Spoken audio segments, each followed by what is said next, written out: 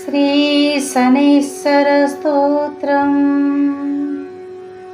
ॐ श्री गणेशाय नमः। अस्य श्री शनैश्चरस्तोत्रस्य दशरथ ऋषिः शनैश्चरो देवता त्रिष्टुप् शनैश्चर प्रीत्यर्थे जपे विनियोगः। दशरथोवाच कोणोऽन्तकरौद्रयमोऽथ बभ्रुः कृष्णः शनिपिङ्गलमन्दशौरिः नित्यं स्मृतो यो हरते च पीडां तस्मै नमः श्री रविनन्दनाय। सुरासुरः किं पुरुषोरुगेन्द्र गन्धर्वविद्याधरपन्नगस्य पीडन्ति सर्वे विषमस्थितेन तस्मै नमः श्री रविनन्दनाय।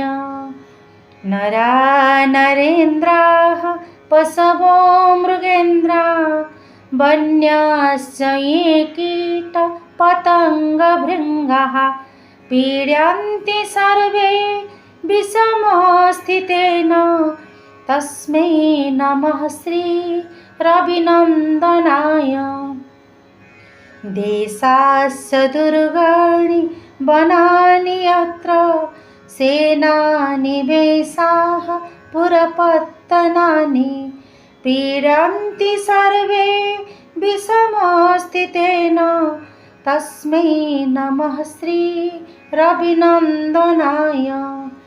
तिलैर्वैर्मासगुडानदानैः लोहेन नीलाम्बरदानतो वा प्रीणान्ति मन्त्रैर्निजवासरे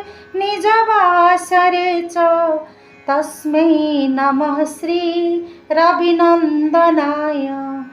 प्रयागकूले यमुनातटे च सरस्वती पुण्यजले गुहायां यो योगिनां ध्यानगतोऽपि सूक्ष्मः तस्मै नमः श्री रविनन्दनाय।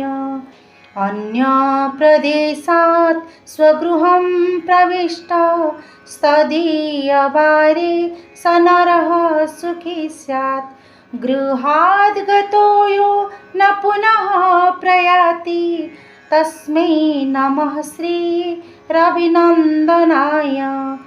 स्रष्टा स्वयंभूर्भुवनत्रयस्य त्राता हरिशो हरते पिनाकी एकास्त्रिदारुयजुषाममूर्ति तस्मै नमः श्री रविनन्दनाय।